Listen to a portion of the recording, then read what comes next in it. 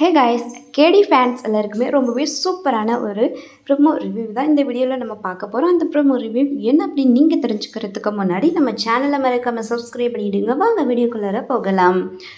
நம்ம கிராமத்தில் பார்த்திங்கன்னா எப்போவுமே கைரேகை பார்க்குறவங்க, ஜோசியம் இந்த மாதிரி பார்க்குறது உண்டு. ஸோ அந்த மாதிரி தான் பார்த்திங்கன்னா நம்ம கேடி சீரியலில் நம்ம பாட்டி வீட்டுக்கு எல்லோரும் போயிருக்காங்க கும்பாபிஷேக திருவிழாவுக்காக. ஸோ அங்கே பார்த்திங்கன்னா நம்ம ரேவதிக்கு கைரேகை பார்த்துட்டு ஒரு அம்மா பார்த்திங்கன்னா குறி சொல்கிறாங்க. அப்போது நம்ம ரேவதியோட பாட்டியும் அங்கே இருக்கிறாங்க. அப்போது அந்த அம்மா என்ன சொல்கிறாங்க அப்படின்னு பார்த்தீங்கன்னா, கூடிய சீக்கிரமே உங்களுக்கு ரெட்டை குழந்தை பிறக்க போகுது அப்படிங்கிற மாதிரி தான் சொல்கிறாங்க.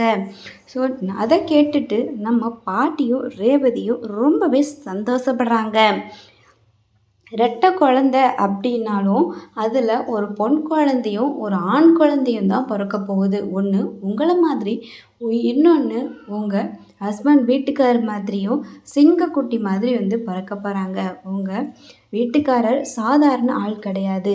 அவர் ஒரு எல்லாருக்குமே ரொம்ப பிடிச்ச ஒரு மனிதர். எல்லாருக்குமே ரொம்ப பிடிச்ச ஒரு மனிதர். தாராள மனசு கொண்ட ஒரு மனிதர். அது மட்டும் இல்லாமல் அவர் மிகப்பெரிய ஒரு அளவில் இருக்கக்கூடிய ஒரு தொழிலாளியாக வரக்கூடியவர் அப்படிங்கிற மாதிரி தான் அந்த ரேகை பார்த்துட்டு சொல்கிறாங்க நம்ம அந்த குறி சொல்கிற அம்மா. அதுக்கப்புறம் பார்த்திங்கன்னா இந்த ரெட்டை குழந்தை பிறக்க போகுது அப்படின்ற விஷயத்த சொன்னதுக்கப்புறம் ரேவதி ரொம்பவே சந்தோஷப்படுறாங்க. பாட்டியும் ரொம்ப சந்தோஷப்படுறாங்க.